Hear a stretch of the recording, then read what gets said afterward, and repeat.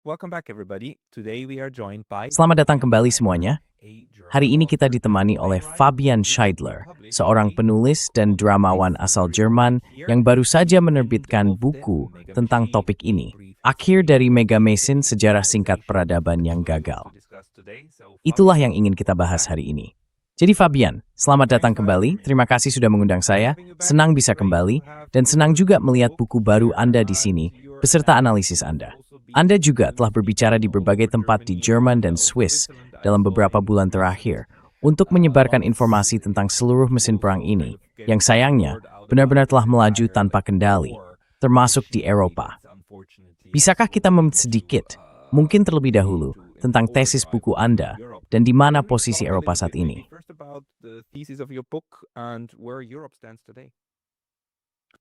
Nah, buku The End of the Mega Machine, A Brief History of a Failing Civilization, membahas akar dari struktur kekuasaan yang membawa kita ke dalam krisis global yang kita lihat saat ini. Krisis ekologis, krisis sosial, dan krisis geopolitik. Ini adalah kisah panjang tentang apa yang saya sebut sebagai 4 tirani. Tirani negara yang termiliterisasi, tirani kekerasan struktural dalam bentuk katakanlah hubungan kepemilikan dan hubungan yuridis, kekuasaan ideologis, dan tentu saja media. Ini adalah sepanjang yang kembali ke awal kita. Dan kemudian ada tirani pemikiran linear, yaitu keyakinan bahwa dalam dunia yang kompleks, kita dapat mencapai tujuan kita dengan menerapkan kekuatan secara linear.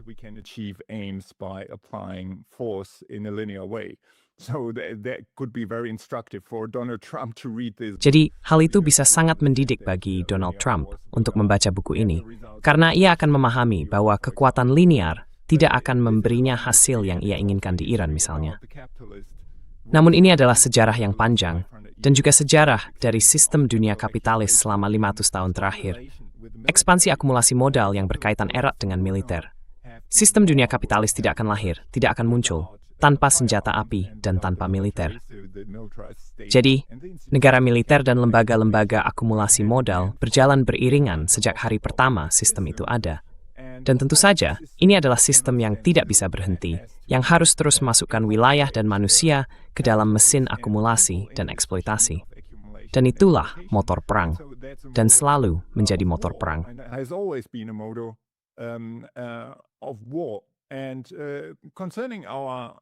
Dan mengenai situasi kita saat ini, sistem dunia seperti yang kita kenal selama 500 tahun terakhir telah menyaksikan berbagai kekuatan hegemonik. Pertama-tama, kita memiliki hegemoni Spanyol yang dibiayai oleh bank-bank di Genoa dan tempat lain untuk membayar pengembalian investasi dari perang-perang tersebut dan penjarahan negara-negara lain. Kekaisaran kedua, jika boleh dikatakan demikian, adalah Belanda, kemudian Inggris, dan setelah itu Amerika. Dan kita dengan jelas melihat kemunduran Kekaisaran Amerika. Jadi ini adalah akhir dari sebuah siklus hegemonik. Dan itu selalu merupakan masa yang sangat berbahaya, karena hegemon lama berusaha mempertahankan kekuasaannya dengan segala cara, termasuk perang. Namun, situasi kali ini berbeda, karena hegemon baru, jika bisa disebut hegemon, adalah Tiongkok. Dan Tiongkok memiliki kisah yang sangat berbeda. Ia memiliki sejarah yang berbeda.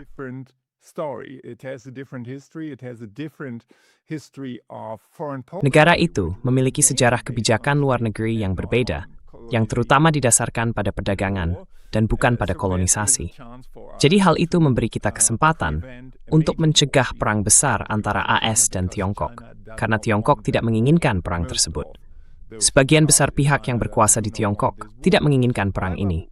Namun, AS berusaha dengan segala cara untuk menegaskan kekuatannya melalui satu-satunya sarana yang masih dimilikinya, yaitu kekuatan militernya. Secara ekonomi, persentase PDB global yang dimiliki AS dan G7 telah menurun secara bertahap. Sekarang sekitar setengah dari apa yang mereka miliki pada tahun 1990-an dan 1990-an. Dan BRICS jelas memiliki posisi yang lebih kuat di sini. Mereka menyumbang hampir setengah dari produksi global. Jadi saya pikir AS tidak dapat menghentikan kemundurannya. Namun, apa yang sedang dilakukannya sekarang di Iran, tentu saja, justru mempercepat kemunduran itu. We can go into that further if you like. We should Kita seharusnya begitu. Mari saya pocok ini biji. Tapi apakah ada hal lain yang cukup membingkai situasinya? Saya merapat 10 mesin memang dapat awi melihatnya sebagai sebuah mesin, sebuah mega mesin. Bisa Anda jelaskan sedikit tentang konsep itu? Ya,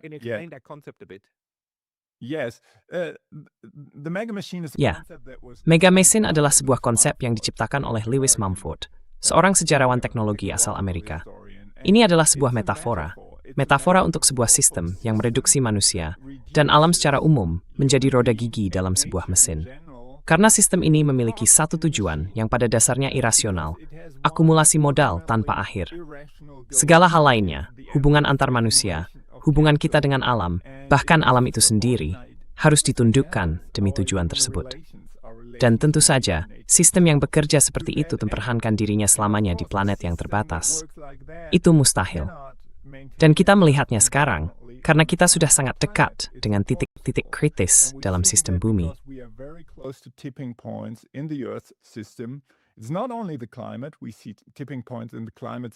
Bukan hanya iklim.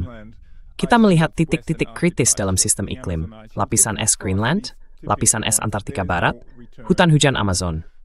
Jika kita melewati titik-titik kritis ini, tidak ada jalan untuk kembali ke keadaan sebelumnya, dan kita bisa terjerumus ke dalam kondisi baru sistem bumi, yang disebut bumi rumah kaca, sebuah planet yang sama sekali berbeda. Dan bukan hanya iklim, ini juga tentang keanekaragaman hayati. Megamesin kapitalis telah melobat di kepunahan mesin massal di spesies terberasa dalam 65 terakhir. Jadi ini mencuri sejarah manusia itu sendiri. Dan dahulu mengapa beberapa orang nyebutnya sebagai kapitalosen. That's why some have called it the Capitalocene. You know, there's this notion of the Anthropocene. Kau tahu, ada gagasan tentang antroposen yang mengatakan bahwa manusia sebagai spesieslah yang bertanggung jawab atas keadaan dunia saat ini. Tapi menurutku, yang sebenarnya bertanggung jawab adalah bentuk organisasi sosial tertentu, yang kita sebut kapitalisme. Dan itu jauh lebih dari sekadar sistem ekonomi. Ia juga merupakan sistem ideologis, sistem militer, sistem politik. Itulah yang telah membawa kita ke dalam krisis planet ini. Jadi, itu salah satu dimensi dari peradaban yang sedang gagal ini. Karena aku pikir, kita memiliki institusi-institusi yang tidak selaras dengan kelangsungan hidup manusia di planet ini. Hal utama yang harus kita pikirkan adalah bagaimana mengubah institusi-institusi tersebut. Bukan begitu?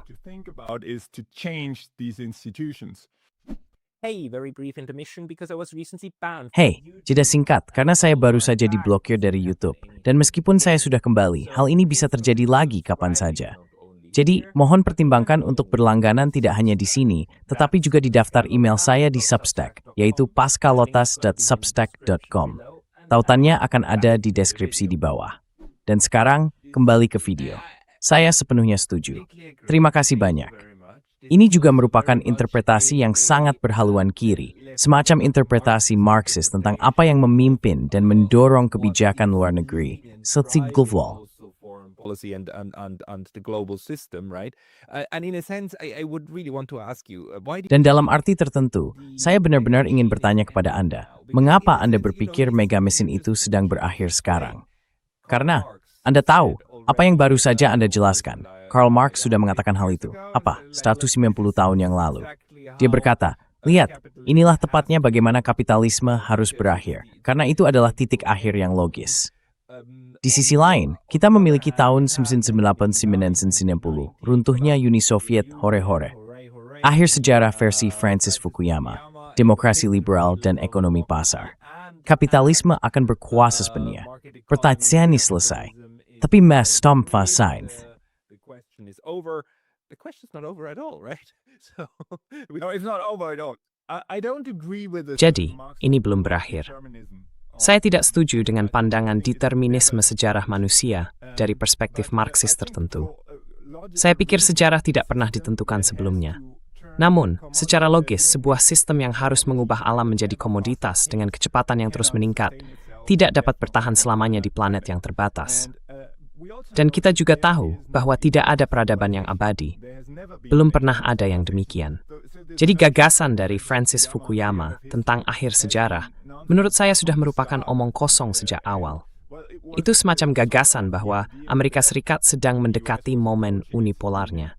Dan dalam momen unipolar itu, setelah tahun 90-an, sebagai bagian dari elit Amerika, sebagai seseorang yang merupakan bagian dari kalangan mapan as, Anda bisa berpikir, nah itulah akhirnya. Somebody who is part of the US elite, you could think, well, that was it. We have conquered the world. But it's a very Kita telah menaklukkan dunia. vision of history. Namun, itu adalah pandangan naif tentang sejarah. Semua kekaisaran dan semua peradaban memiliki titik awal. Mereka bangkit, memiliki kontradiksi internal, dan pada titik tertentu, mereka mengalami kemunduran. Kemunduran biasanya terjadi lebih cepat daripada kebangkitan. Jadi kita tidak tahu berapa lama waktu yang dibutuhkan hingga mega mesin ini terurai. Maksud saya, ini adalah sebuah peradaban, bukan akhir dunia jika mega mesin ini gagal. Akan ada bentuk-bentuk lain dari organisasi sosial manusia. Kita tidak tahu yang mana, tetapi kita tahu bahwa sistem ini tidak abadi. Saya berasumsi sistem ini tidak akan bertahan hingga akhir abad ini. Dan kita sudah dapat melihat, dalam gejolak geopolitik yang sedang kita saksikan, benih-benih dari sesuatu yang baru. The germs of something new. Ya, jika kamu berbicara tentang peradaban, kamu berbicara tentang sesuatu yang lebih dari sekadar Amerika Serikat, bukan? Maksudku, cara Eropa terintegrasi ke dalam mega mesin ini, cara Jepang terintegrasi di dalamnya. Ekonomi global juga terintegrasi, tetapi dengan cara yang sangat berbeda. Dan sekarang kita melihat adanya penentangan terhadap struktur perdagangan internasional dan politik kekuasaan global semacam itu, dan sebagainya. Bagaimana kamu melihat proses terurainya hal ini? Berakhirnya mesin ini terjadi sekarang.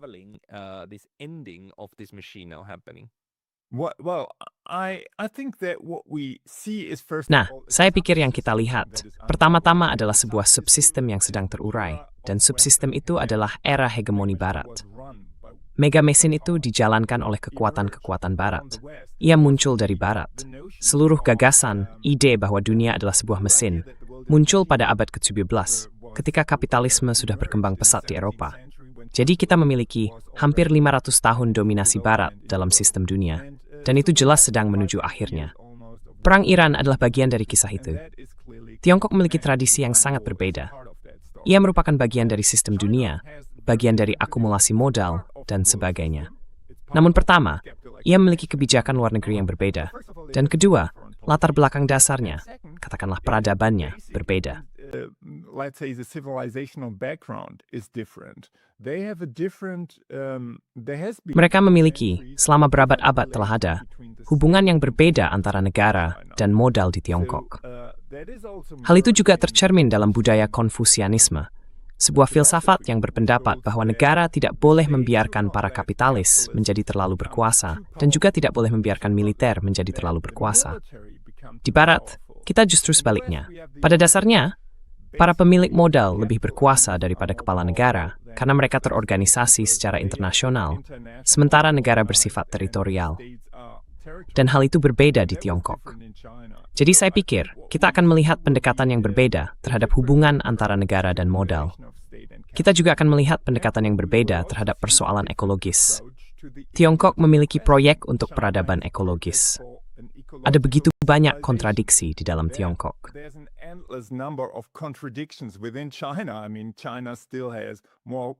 Maksud saya, Tiongkok masih memiliki lebih banyak pembangkit listrik tenaga batu bara dibandingkan negara manapun, dan seterusnya. Tapi setidaknya, mereka memiliki visi untuk beralih ke sesuatu yang lain. Dan model ini menjadi semakin menarik sekarang, dengan perang di Iran, dengan harga gas dan minyak yang melonjak, karena semakin banyak negara dan semakin banyak orang akan beralih ke energi terbarukan. Dan tentu saja, Tiongkok adalah negara yang memimpin. Jadi saya pikir ada banyak hal yang terjadi dalam krisis dan perubahan geopolitik yang sedang kita saksikan ini. Itu tidak serta-merta berarti akhir dari kapitalisme. Mungkin akan memakan waktu jauh lebih lama. Tapi begini, kapitalisme membutuhkan negara-negara miskin dan orang-orang miskin untuk dieksploitasi. Kalau tidak, kamu tidak bisa mengakumulasi modal di dalam sistem itu. Dan jika negara-negara di selatan global terus bangkit, LA Stacks mengustak seluruh dinamika sistem tersebut. That will change the whole dynamics of that system. Yeah, the entire idea of redistribution of wealth is of course Ya, seluruh gagasan tentang redistribusi kekayaan tentu saja merupakan antitesis dari kapitalisme tanpa batas, di mana modal mengalir ke semakin sedikit tangan. Benar kan? Dan bersama modal datanglah kekuasaan. Saya terus mengatakan, tahu kan, beberapa puluh ribu dolar atau 100 ribu dolar itu cukup untuk hidup. 1 miliar atau 2 atau 3 miliar, itu kendali, itu kekuasaan, itu kemampuan untuk mengarahkan seluruh pasukan orang agar melakukan apa yang kamu inginkan. Remember Saint Inisti. Dan betul, and we know many leads you mouse tensing hethani. That is probably currently also in flux again, but maybe instead of looking at these economic Tapi mungkin alih-alih terlalu berfokus pada sisi ekonomi, kita bisa melihat sedikit pada dampaknya terhadap kebijakan luar negeri dan perang.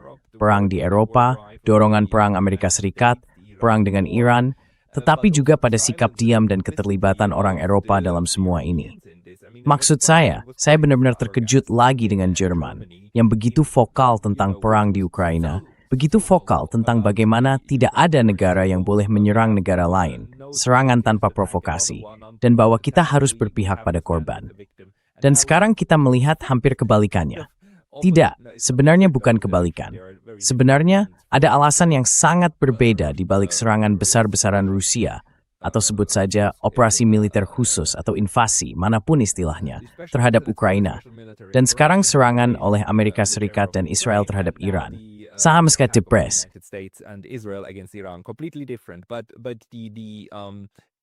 Tapi dari luar, kelihatannya kan, dengan satu negara menyerang negara lain, tampak persis sama, seolah-olah tanpa provokasi.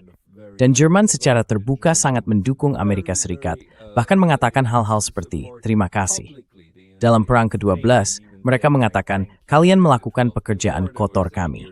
Kanselirnya bahkan benar-benar mengatakan begitu, melakukan pekerjaan kotor.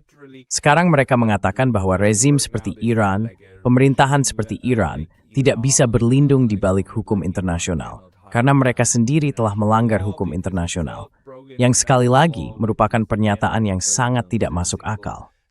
Tapi dari mana asalnya hal itu dalam konteks Mega Machine ini? In this context of the mega machine. Well, it's coming from the relation between Ya, ini berasal dari hubungan antara kekuatan hegemonik Amerika Serikat dan para vasalnya.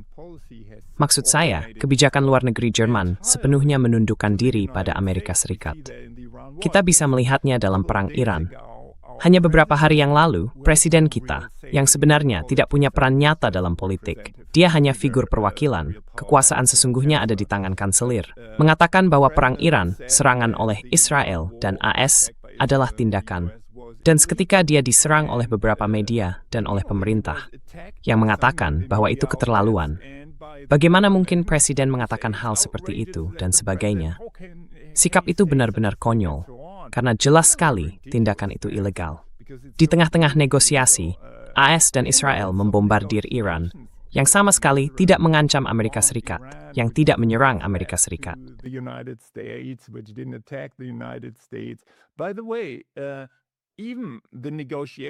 Ngomong-ngomong, bahkan negosiasi antara AS dan Iran pun sebenarnya ilegal menurut piagam PBB, karena piagam tersebut menyatakan bahwa bahkan ancaman kekerasan pun ilegal menurut hukum internasional. Dan tentu saja, Trump sering sekali menggunakan ancaman kekerasan. Jadi itu adalah sikap yang konyol, dan hal itu memiliki sejarah panjang. Kamu tahu, ketika perang di Gaza dimulai, serangan terhadap Gaza setelah 7 Oktober, sudah langsung jelas bahwa Israel melanggar hukum internasional, konvensi Jenewa dan sebagainya, setiap hari. 4 minggu setelah kampanye yang menghancurkan itu, kanselir kita saat itu, Olaf Scholz, berkata, Israel mematuhi hukum internasional. Siapapun yang mengatakan sebaliknya adalah pembohong. Whoever sells something else is a liar. And then we had our foreign minister Annalena Baerbock. Lalu kami memiliki Menteri Luar Negeri kami, Annalena Baerbock, dari Partai Hijau, yang mengatakan, ya, kalau Hamas bersembunyi di rumah sakit atau sekolah, kita bisa mengebom mereka. Itu tidak apa-apa. Dengan pernyataan itu, ia pada dasarnya menghapus begitu saja Konvensi Jenewa keempat yang melarang perilaku semacam itu. Infrastruktur sipil harus dilindungi dengan segala cara. Jadi, pemerintah Jerman, baik yang lama maupun yang baru, menentang hukum internasional dalam kasus itu sejak awal. Kemudian, Organisasi Internasional Cendekiawan Genosida menyatakan bahwa apa yang terjadi di sana adalah genosida di Gaza. Amnesty International dan Human Rights Watch juga telah mengatakan hal yang sama sebelumnya. Di Jerman, dalam pemerintahan kami, ada seseorang yang bertanggung jawab atas isu antisemitisme. The subject of anti-Semitism. So he's the spokesperson of the government for Jadi, dia adalah juru bicara pemerintah untuk isu-isu ini. Dan dia mengatakan bahwa menyebut adanya genosida adalah tindakan antisemit. Itu sungguh keterlaluan, tahu kan? Sarjana paling terkemuka di bidang studi genosida, Omer Bartov. Dia seorang sarjana Yahudi asal Israel. Jadi menurut pandangan pemerintah kita, dia juga antisemit? Mereka begitu jelas menentang hukum internasional, hak asasi manusia, dan seterusnya.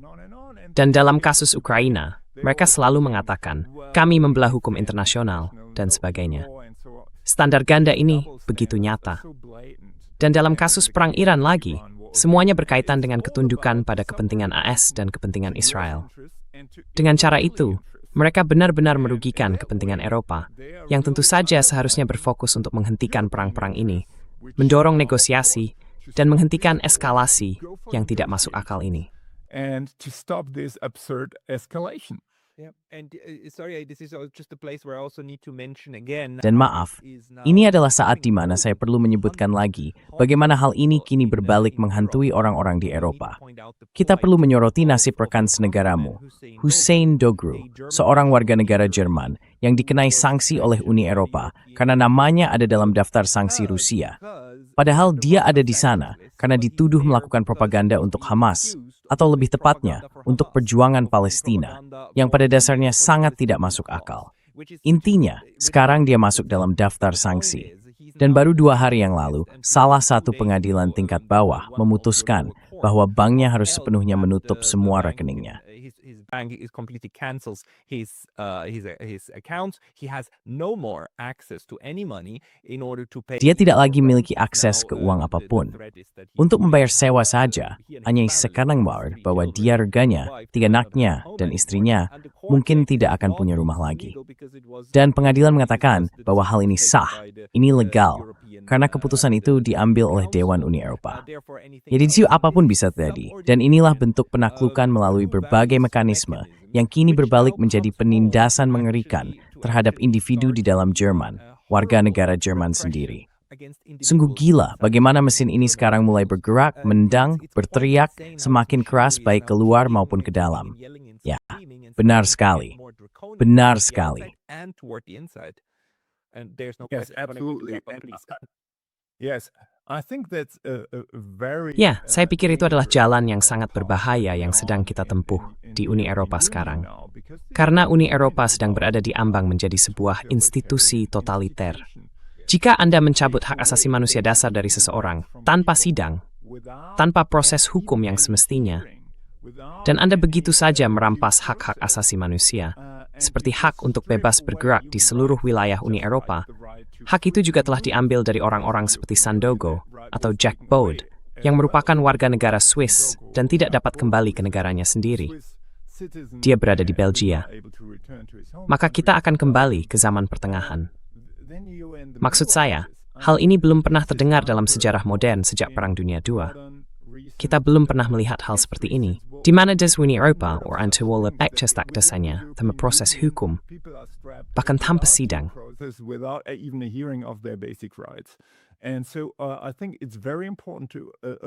Jadi, saya pikir sangat penting untuk menentang hal ini, karena hal ini menciptakan preseden bagi Uni Eropa untuk berkata, kami tidak menyukai pendapat orang ini atau orang itu tentang Ukraina, tentang Gaza, atau apapun. Dan seperti yang Anda katakan, mereka mencampur adukan isu-isu ini. Maksud saya, ini adalah daftar sanksi tentang Rusia dan Ukraina, lalu mereka menuduh orang-orang mengambil sikap tertentu tentang Gaza. Jadi semuanya tercampur. Ini seperti Louis XIV, Raja Prancis pada abad ke-18, yang berkata, saya tidak suka orang itu, biarkan polisi saya menyingkirkannya. Masukkan saja dia ke penjara untuk waktu yang tidak ditentukan. Seperti itulah. Kita sedang kehilangan lembaga-lembaga demokratis dasar saat ini di tengah histeria tentang Rusia. Dan kita juga harus memikirkan apa dalih di balik semua ini. about what the pretext for all this is. The pretext is that Alasannya adalah bahwa situasinya sangat berbahaya karena Rusia akan menyerang kita dalam beberapa tahun. Itulah yang dikatakan Menteri Luar Negeri kita beberapa tahun lalu. Pada tahun 2029, Rusia konon akan mampu menyerang NATO. Namun jika melihat tentara Rusia yang telah berjuang selama 4 tahun hanya untuk menaklukkan beberapa desa di Ukraina Timur, gagasan bahwa tentara ini akan berbaris ke Riga, Warsawa, Berlin, dan Paris dalam beberapa tahun ke depan sungguh tidak masuk akal. Namun hal itu digunakan sebagai alasan untuk menekan hak-hak demokratis kita dan membenarkan tingkat militerisasi yang belum pernah terjadi sejak Perang Dunia II. Pemerintah Jerman ingin meningkatkan anggaran militer dari 50 miliar per tahun menjadi 150 miliar per tahun pada 2029. Itu sungguh mencengangkan. Dan gagasan untuk menghabiskan 5% dari PDB. 150 billion per year in 2029. That's mind-boggling. And the whole idea to spend 5% of GDP for the military means that we have to spend 50%. Bagi militer, itu berarti kita harus menghabiskan 50% dari anggaran federal kita untuk pertahanan. Dan itu akan menjadi akhir dari model kesejahteraan sosial yang terkenal di Uni Eropa. Dan itulah yang mereka inginkan. Sekitar setahun yang lalu, Financial Times memuat tajuk utama yang mengatakan bahwa Uni Eropa harus memangkas negara kesejahteraannya untuk membangun negara yang berorientasi pada peperangan. Ya. Mereka bahkan tidak berusaha menyembunyikannya. Maksud saya, Financial Times biasanya lebih terbuka soal hal-hal seperti ini. Para pemimpin politik kita menyembunyikannya di balik apa yang disebut sebagai bahaya Rusia dan segala macam alasan lainnya. Itu hanya dalih untuk secara mendasar mengubah demokrasi kita menjadi sistem totaliter dan negara kesejahteraan sosial kita menjadi kapitalisme yang predator. Predatory capitalism. But do you also see that as the outcome of this unraveling, Tapi apakah Anda juga melihat hal itu sebagai hasil dari keteruraian ini? Keruntuhan sebuah model yang dulu berfungsi, yang dulu mampu mengeksploitasi seluruh planet, termasuk perbudakan, kolonialisme klasik, pembunuhan massal terhadap banyak orang di Afrika, Asia, dan Amerika Selatan. Lalu transformasinya menjadi kekaisaran neokolonial, di mana eksploitasi masih terjadi, tetapi dibungkus dengan wacana hak asasi manusia dan sejenisnya. Setiap kali seseorang berkuasa, seperti Nkrumah Ghana atau Soekarno di Indonesia, yang bisa membayar kedal ekstraksi ini, mereka disinkin oleh AS, bekerja dengan Genen dan Greece, and tedald with it in Spang. With the Israelis in order to exert dominance, and now it seems that this. Dan sekarang tampaknya hal itu tidak lagi begitu mungkin. Masih ada tempat-tempat di mana hal itu terjadi, tetapi di tempat lain, seperti Tiongkok atau sebagian besar Asia Tenggara, mereka kini mampu mengarahkan keadaan dengan cara yang berbeda. Di Kuba, yang telah bertahan selama 70 tahun terakhir, dan di Iran, yang tidak lagi ikut bermain, bentuk perlawanan yang berhasil seperti ini sedang tumbuh. Dan hal itu pada gilirannya memicu reaksi balik di dalam negeri, dan juga di dalam Eropa, yang berwahab meremilitarisasi mendapat kembali kemampuan mengguau kekuatan kasar. I was so south of das wujud gejala tuwalan sa theming ing. Or is it one of the symptoms of the system itself? Yeah, I mean, the system was built Ya, on maksud saya, sistem itu dibangun di atas sebuah kontradiksi atau suatu hubungan tertentu antara inti dari akumulasi modal dan wilayah pinggiran. Wilayah pinggiran itu adalah lingkup besar dari koloni-koloni. Mereka dijajah selama ratusan tahun. Awalnya dijalankan oleh perusahaan saham gabungan seperti British East India Company. Ini adalah perusahaan yang termiliterisasi, seperti Dutch East India Company, yang merupakan yang pertama, dan British East India Company. Mereka memerintah negara-negara. Mereka memiliki tentara bayaran sendiri. Setiap kali ada perlawanan terhadap eksploitasi mereka, mereka membunuh penduduk dengan tentara bayaran mereka. Misalnya, ada satu kisah menarik yang saya tulis dalam buku saya tentang Kepulauan Banda di Indonesia. Mereka memiliki pala, dan pala bisa dijual dengan harga luar biasa di Amsterdam. And the Dutch East India Company, they wanted to have Dan perusahaan Hindia Timur Belanda ingin memiliki monopoli. Karena rahasia tersembunyi dari kapitalisme, tentu saja adalah bahwa sistem itu hanya bekerja dengan monopoli. Kalau tidak, kamu tidak bisa mengumpulkan cukup modal. Jadi lihatlah Google, Amazon, dan sebagainya. Pada masa itu, yang berperan adalah perusahaan Hindia Timur Belanda. Mereka menginginkan monopoli. Penduduk di Kepulauan Banda menolak. Lalu mereka datang dengan pasukan bayaran mereka. Dalam beberapa minggu saja, dari 15.000 penduduk Kepulauan Banda, hanya sekitar 1.000 yang tersisa. Itu adalah salah satu dari banyak genosida dalam sejarah perusahaan saham gabungan. Dan pada akhirnya, perusahaan itu mendapatkan monopoli yang diinginkannya, dan mereka menjual pala di Amsterdam. Para pemegang saham tidak tahu apa-apa tentang hal itu. Mereka hanya beruntung menerima dividen besar, membeli karya Rembrandt atau Frans Hals, dan Meidzing di sangat di Amsterdam. Ya memang Rotterdam sangat berbias. in Amsterdam, which was a very cultivated city, but on the other side of the world, Bavarian. Namun di sisi lain dunia, barbarisme, genosida, begitulah sistem ini bekerja selama 500 tahun. Dan Gaza adalah bagian dari itu. Maksud saya, apa yang dilakukan Israel adalah kolonialisme klasik. Mengambil tanah, merebut sumber daya, dan membiarkan orang-orang mati, atau langsung membunuh mereka. Namun sistem ini tidak lagi bekerja dengan cara seperti itu. Lalu ada fase lain, setelah sebagian besar negara di selatan global menyingkirkan kolonialisme formal. Amerika Serikat dan negara-negara barat lainnya, Prancis, Inggris, dan lainnya, mulai terlibat dalam pergantian rezim. Iran pada tahun 1953 tentu saja adalah yang pertama.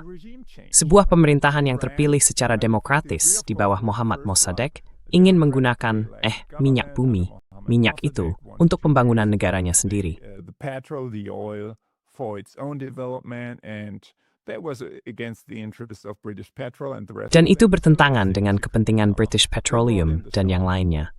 Jadi mereka mengatur kudeta. Mereka membawa masuk Shah yang memerintah dengan penyiksaan dan cara-cara despotik. Dan reaksi terhadap hal itu tentu saja adalah revolusi Iran pada tahun 1979. Jadi jika Anda menciptakan sistem seperti itu dan mencoba menjalankan kekuasaan secara linear, menempatkan pemerintahan Anda di sini dan di sana, pada akhirnya Anda akan menghadapi reaksi balik. Kita melihat hal itu di Iran. Saya tidak bersimpati pada rezim di Teheran, tetapi jelas mereka tidak mematuhi perintah dari kaisaran.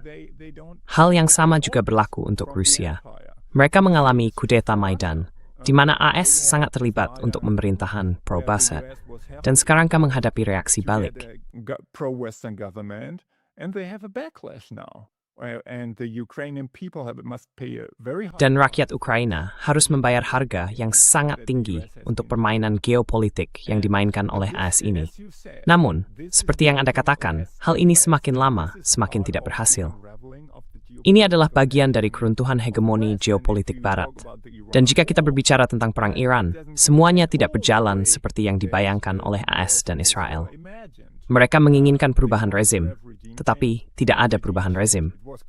Hal itu sepenuhnya dapat diprediksi, karena dengan kekuatan udara saja, biasanya tidak akan menghasilkan perubahan rezim. Dibutuhkan pasukan di darat. Namun Donald Trump mungkin tidak bisa melakukan itu, karena basis pendukungnya menentangnya. Dan sekarang, negara-negara minyak Arab menghadapi pilihan yang sulit, karena mereka sedang dibombardir oleh Iran dan AS tidak mampu membela mereka. Itu adalah situasi baru.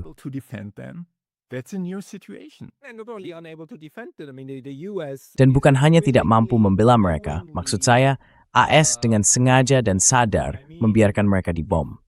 Iran berkata, jika kalian membom ladang minyak kami akan membom ladang minyak Qatar, Arab Saudi, Bahrain, dan seterusnya.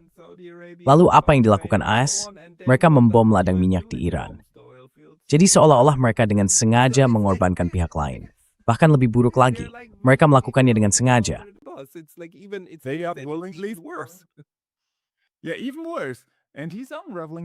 Ya, bahkan lebih buruk.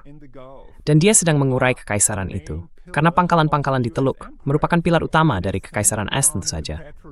Kekaisaran itu berpusat pada petrodolar dan sebagainya. Dan yang mereka hancurkan bukan hanya dalam jangka panjang, kehadiran mereka di Teluk, tetapi juga sistem petrodolar itu sendiri. Karena orang akan mencari cara lain, sumber energi lain. Maksud saya, seperti yang saya katakan di awal, saya pikir kita akan melihat peningkatan tajam dalam permintaan energi terbarukan. Dan bisa dikatakan bahwa kekaisaran-kekaisaran terikat pada jenis energi tertentu. Bisa dibilang kekaisaran Britania adalah kekaisaran batubara, sedangkan kekaisaran Amerika adalah kekaisaran minyak. Saya tidak tahu, apa mereka menginginkan sebuah kekaisaran. Saya ragu mereka menginginkan jenis hegemoni yang sama seperti yang dimiliki Britania dan AS.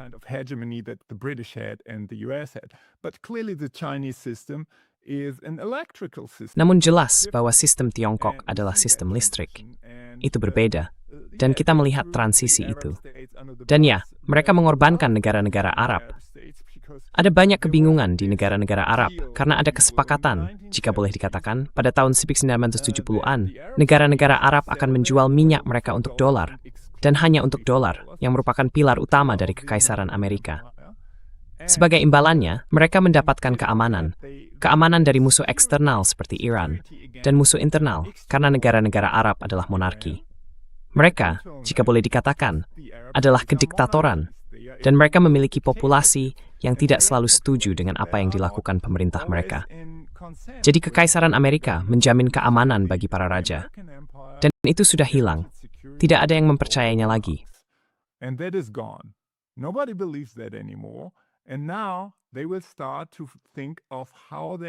Dan sekarang, mereka akan mulai memikirkan bagaimana cara keluar dari rawa itu. Karena seluruh model bisnis mereka dibangun di atas stabilitas. Mereka ingin menjadi pusat bagi orang kaya dan super kaya, stabil, tetapi sangat jauh.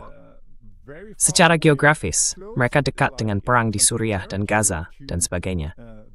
Namun bagi para turis dan orang super kaya yang membeli pulau di Dubai dan tempat lain, ada gagasan bahwa mereka terpisah dari genosida dan perang tersebut. Dan sekarang hal itu sudah hilang. Stabilitas dan model bisnis itu lenyap, dan mereka harus menemukan kembali jati diri mereka. Prediksi saya adalah mereka akan beralih ke Asia. Ya, tidak secara terbuka, tetapi mereka sudah pernah melakukannya sebelumnya. Tiongkok telah memainkan peran yang semakin penting di Timur Tengah, dan hal itu hanya akan semakin cepat berkembang.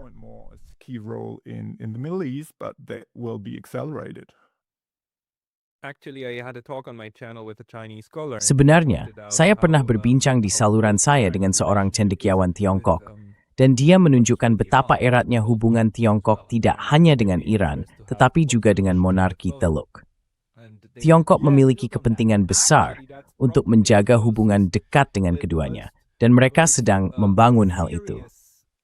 Dan sebenarnya, mungkin itulah peluang paling nyata, paling serius yang kita miliki untuk mengembalikan semacam perdamaian dan stabilitas di kawasan Teluk. Karena Tiongkok dapat menjadi mediator yang meyakinkan bagi kedua belah pihak untuk menemukan modus vivendi, bukan antara Iran dan Amerika Serikat serta Israel, tetapi antara Iran dan negara-negara Teluk dalam bentuk apapun. Bukan terkait jaminan keamanan, melainkan semata-mata kemampuan untuk berbicara dan bernegosiasi dengan kedua pihak, serta menjaga agar kepentingan mereka tetap seimbang.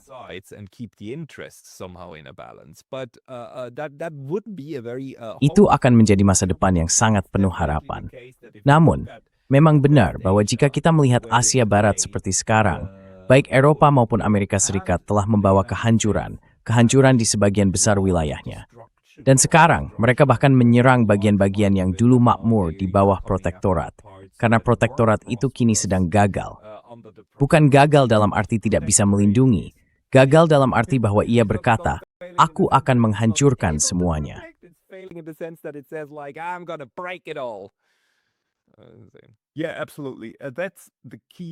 Ya, tentu saja. Itulah momen berbahaya yang paling penting bagi kekuatan hegemonik yang sedang menurun. Karena jika mereka terpojok, jika mereka tidak tahu harus berbuat apa, mereka bisa melakukan hal-hal gila. Satu hal yang selalu bisa mereka lakukan adalah menghancurkan. Amerika dan Israel memiliki begitu banyak cara untuk menghancurkan. Bukan setengah dunia, tapi seluruhnya, jika mereka mau. Dan itulah salah satu bahaya dari situasi saat ini.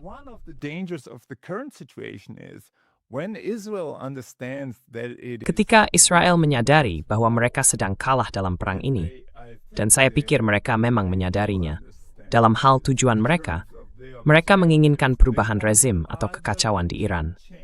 Mereka menyukai kekacauan di negara-negara tetangga, karena dengan begitu negara-negara tersebut menjadi lebih lemah, dan Israel dapat menjadi kekuatan yang dominan. Akan lebih mudah bagi mereka untuk menyingkirkan satu persatu dan mempermainkan negara-negara itu satu sama lain.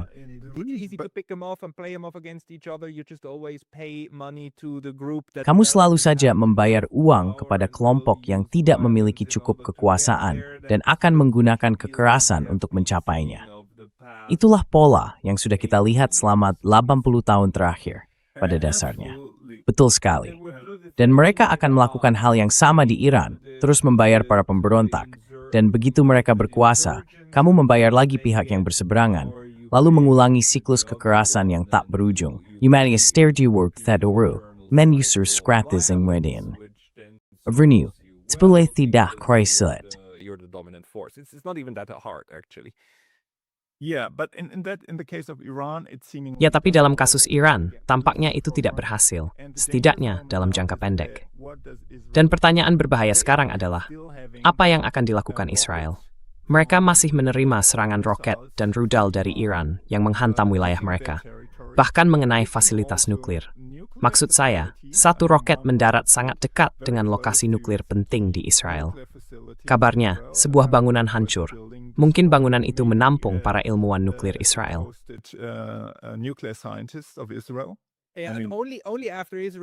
Hanya setelah Israel benar-benar menyerang fasilitas serupa di Iran, bukan? Iran sangat berhati-hati untuk selalu merespons secara proporsional dengan mengatakan tidak, ini bukan tanpa konsekuensi. Kalian tidak bisa mengebom kami tanpa hukuman. Kalian mengebom milik kami mengebom milik kalian. Titik. Jadi hentikan pengeboman itu. Yeah, absolutely. They do that Ya, tentu saja. Mereka memang melakukan itu. Mereka bukan pihak yang memulai eskalasi dalam arti menjadi yang pertama menyerang fasilitas nuklir. Mereka hanya melakukannya jika pihak lain melakukannya terlebih dahulu. Dan sekarang pertanyaannya adalah, apakah Israel akan mempertimbangkan untuk menggunakan bom nuklir dalam kasus seperti itu? Mereka memiliki opsi tersebut. Hal itu pernah dibahas sebelumnya pada masa Golda Meir, yang disebut opsi Samson. Itulah yang diungkapkan Seymour Hersh dalam salah satu laporannya tentang program nuklir Israel. Saya tidak berpikir mereka sudah sebegitu nekatnya. Tapi, kamu tahu, jika Israel benar-benar tidak melihat kemungkinan untuk mencapai tujuannya, hal itu tidak sepenuhnya mustahil. It's not completely excluded. That's the dangerous moment. Kau tahu, itu adalah momen yang berbahaya. Dan saat ini, Iran mengancam bahwa jika kau melakukan itu, mereka akan melenyapkan dua kota utamamu. Karena mereka bisa melakukannya dengan senjata konvensional mereka. Haifa dan Tel Aviv bisa menjadi sasaran, dan diserang dalam skala besar. Ted Postel telah menegaskan hal itu berulang kali. Mereka memiliki cukup banyak kekuatan senjata untuk meratakan kota-kota tersebut, termasuk tentu saja seluruh infrastruktur sipil. Mab pristantly war. No, you, in the man di piskim rogdam matuluptik, you wihis them all. Thitimt. Absolutely, and I think that's still avoidable. Dan saya pikir itu masih bisa dihindari. Tapi maksud saya, posisi negara-negara lain sangatlah penting. Tiongkok bekerja di balik layar, berbicara dengan semua pihak. Sebelum perang itu, mereka sudah berhasil mempererat kembali hubungan diplomatik antara Arab Saudi dan Iran. Itu semacam keajaiban, dan Tiongkoklah yang menciptakan situasi yang sangat mengejutkan itu. Dan sekarang, sekali lagi, Tiongkok berbicara dengan semua pihak. Mereka mengecam agresi AS dan Israel, tetapi mereka juga mengecam Iran karena menyerang infrastruktur sipil di negara-negara Teluk, yang tentu saja mereka lakukan karena memiliki hubungan yang sangat erat dengan monarki Teluk.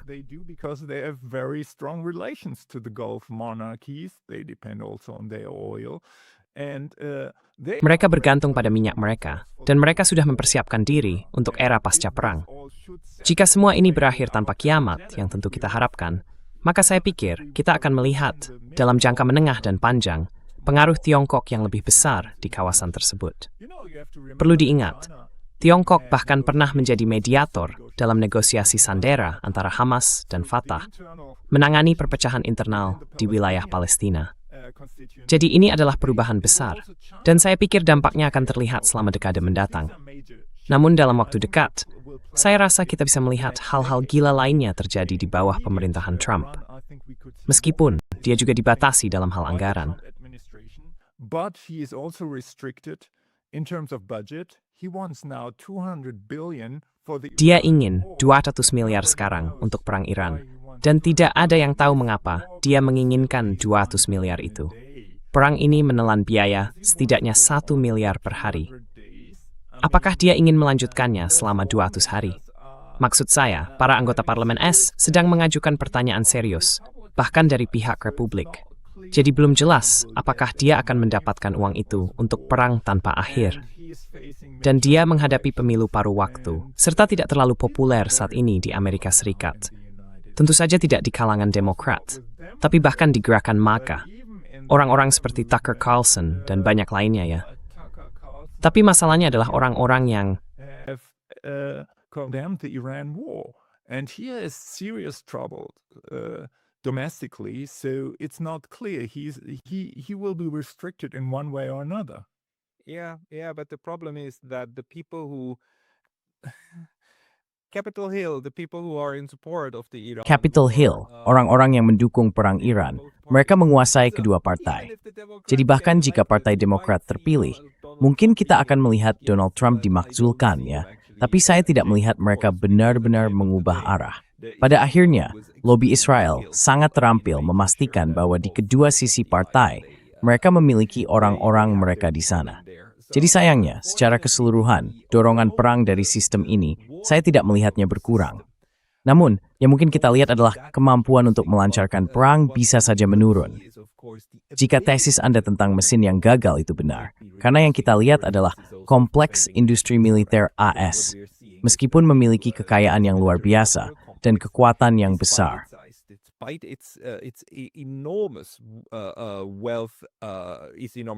Pencucian uang dan Janet DOID, meskipun SEM itu, Imnaliksi menghasilkan semua perlengkapan perang yang dibutuhkan untuk terus berlanjut tanpa batas. Jadi sekali lagi, ada di salah satu lain, dua mesin tersebut mulai rusak. Yeah, not necessarily of the breaking of the entire machine. Ya, bukan berarti seluruh mesin itu rusak. Tapi jelas ada pergeseran geopolitik yang merupakan subsistemnya. Karena maksud saya, kompleks industri militer di Amerika Serikat itu sangat korup. Mereka telah mengembangkan senjata yang sangat mahal, interceptor ini. Maksud saya, senjata itu bekerja cukup baik, tapi harganya antara 4 hingga 12 juta per unit. Jadi ini teknologi yang sangat mahal, dan mereka tidak mampu memproduksi banyak. Makanya itu 100 per tahun. Itu semua. It's map melas interceptor nih. It's ridiculous. So they are running short of these interceptors, and the whole industrial base in the United States. Seluruh basis industri di Amerika Serikat sudah tidak ada lagi seperti pada masa Perang Dunia II atau sesudahnya. Jadi, mereka tidak mampu memproduksi senjata dengan kecepatan yang dibutuhkan untuk mempertahankan hegemoninya melalui cara militer. Sebagai contoh, saya tidak berpikir Tiongkok bersedia mengambil alih Taiwan secara militer, seperti yang terus dikatakan oleh AS. Mereka mungkin bisa melakukannya, tetapi saya tidak yakin mereka akan melakukannya. Namun, mereka bisa saja melakukannya jika perang di Iran berlangsung 2 atau 3 minggu lagi, karena AS akan kehabisan peluru pencegat. Dan jika mereka tidak memiliki peluru pencegat, mereka tidak dapat mempertahankan kapal induk mereka. Dan jika Tiongkok ingin mengambil alih Taiwan, itulah saat yang tepat. And if China wanted to take over Taiwan, the US could not stop them. They couldn't use. AS tidak bisa menghentikan mereka. Mereka tidak bisa menggunakan kapal induk mereka. Bahkan sekarang, dalam perang dengan Iran, dan Iran adalah lawan yang relatif sangat lemah, mereka sebenarnya tidak bisa menggunakannya, karena Iran menembakkan rudal ke kapal induk tersebut, dan mereka harus mundur. Jadi semua orang melihat bahwa bahkan secara militer, apalagi secara ekonomi, AS tidak mampu mempertahankan posisinya dalam sistem global. Dan bagi Eropa, tentu saja, ini adalah semai terai seharusnya berpikir sangat hati-hati tentang kemauan mereka. Pers UC sekarang adalah mengatakan, ya, Rusia akan menyerang kita. yang omong kosong, tetapi Myanmar sedang gerak militerisasi yang stres. They are going for extreme militarization, and there are others who say, well, Dan ada juga yang mengatakan bahwa Amerika Serikat tidak lagi dapat diandalkan. Jadi, itu alasan lain untuk melakukan remilitarisasi. Menurut saya, yang benar-benar bisa dan seharusnya dilakukan Eropa adalah menjadi kekuatan diplomatik super, menjalin hubungan baik dengan Tiongkok, dengan negara-negara di selatan global, membangun kembali hubungan tersebut, dan mempertahankan hubungan yang layak dengan Amerika Serikat tanpa sekadar mengikuti perintah. Itulah jalan ke depan bagi Eropa. Namun sejauh ini, mereka belum memutuskan arah yang akan diambil.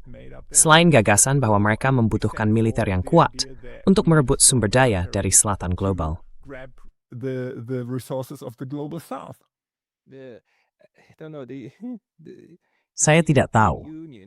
Jika Uni Eropa, jika Eropa sebagai benua, sebagai kolaborasi dari kamu tahu, 27 negara anggota UE, ditambah Swiss dan beberapa negara lain di pinggirannya. Jika mereka menyadari bahwa mereka sebenarnya bisa menjadi negara-negara netral dan hanya berusaha menjalin hubungan baik dengan Rusia, Tiongkok, Amerika, Iran, dan hanya berkata, baiklah, apapun sistem politik kalian, kami tidak peduli, kami menjalankan sistem politik kami sendiri di sini. Yang saya ingin terjemahkan sebagai demokrasi. You semua it's smart and afford. Becoming less and less so with every passing day, but let's let that be there. It could be Tapi biarlah begitu. Kita sebenarnya bisa memiliki hubungan yang saling menguntungkan dengan semua pihak.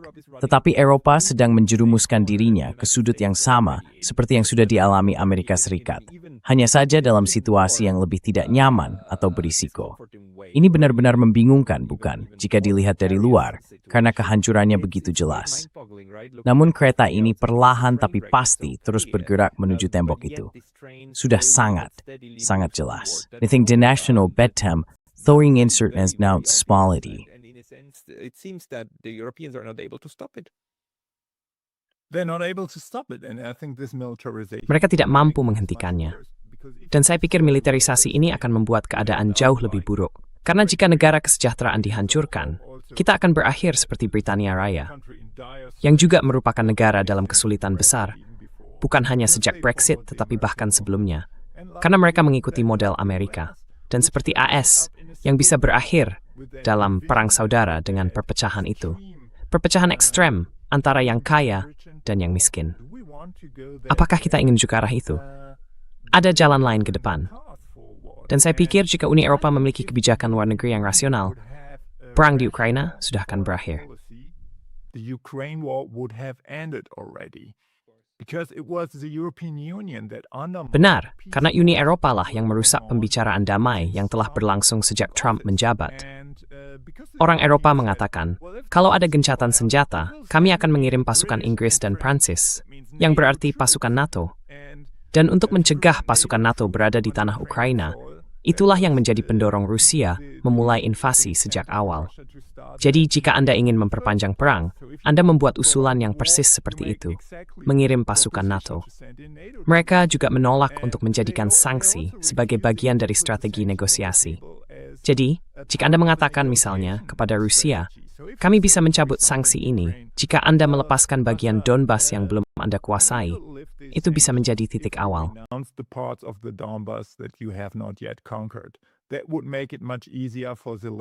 Itu akan membuat Zelensky jauh lebih mudah untuk menandatangani sesuatu, dan Anda akan memiliki sesuatu untuk dijadikan bahan tawar-menawar, karena Rusia jelas ingin sanksi-sanksi ini dicabut. Mereka berhasil mengakali sebagian di antaranya, tetapi tetap saja menyakitkan. Namun, Eropa telah memblokir berbagai inisiatif diplomatik dan mensabotase negosiasi yang justru merugikan dirinya sendiri. Jadi Eropa sedang menuju kehancuran karena terus-menerus mensabotase negosiasi. Jika kita bisa mendapatkan kesepakatan damai yang nyata, berbeda dari sekadar gencatan senjata, Rusia tidak menginginkan gencatan senjata, karena itu memberi kesempatan bagi Ukraina untuk mempersenjatai diri kembali. Mereka menginginkan kesepakatan damai. Jadi jika kita bisa mencapai kesepakatan damai yang berkelanjutan di Ukraina, kita memerlukan dukungan dari pihak Eropa, karena Zelensky tidak akan bisa menolak jika baik AS maupun Eropa mengatakan lanjut restore.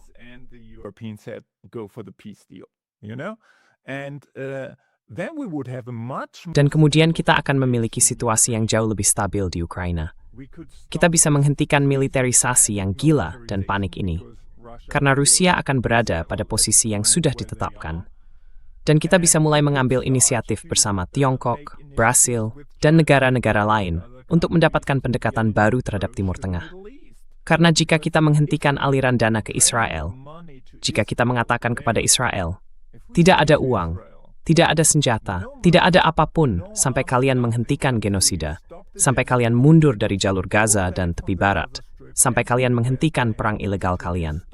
Ingat, perang Iran pada dasarnya adalah inisiatif Israel. Marco Rubio mengakui hal itu. Jadi jika kita menghentikan aliran senjata dan uang ke Israel, kita bisa mengubah situasi di Timur Tengah. Eropa memiliki banyak pengaruh di sini, dan mereka justru melakukan hal yang sebaliknya. and they are doing the opposite. They are. Mereka memang begitu. Maksud saya, Eropa sedang berada dalam kondisi yang sangat menyedihkan karena banyak alasan berbeda. Tapi Fabian, ini adalah cara yang cukup menarik untuk melihatnya melalui lensa bukumu. The End of the Mega Machine, A Brief History of a Failing Civilization. Bagi orang-orang yang ingin membeli buku tersebut, di mana tempat terbaik untuk mendapatkannya? Well, you can go to my Pada besar is Taunava, or megamachine.org, shidafablicent.com, situs-situs tersebut. Sin base sekya sesta online, tadi main. and get it online or wherever you want. Okay, I will also put the Oke, sige megturtothim tas di kotak deskripsi di bawah. En copy en impaptain en bertatsmisi to you karimuri, baik for famen mo kamu. Sama koin into numud. Spafkau mengsebutkan. anything that we forgot to mention? Yeah, you can also go Ya, kamu juga bisa mengunjungi Substack saya, Fabian Scheidler di Substack. Dan di sana kamu akan menemukan sebuah tulisan tentang situasi di negara-negara Teluk, serta konsekuensi geopolitik dari Perang Iran. of the Iran war. Everybody check Teman, channel at Fabian Scheidler di Substack juga. Fabian, terima kasih pak into working at for your time today. Thank Terima kasih Smisa Pascal Lotas.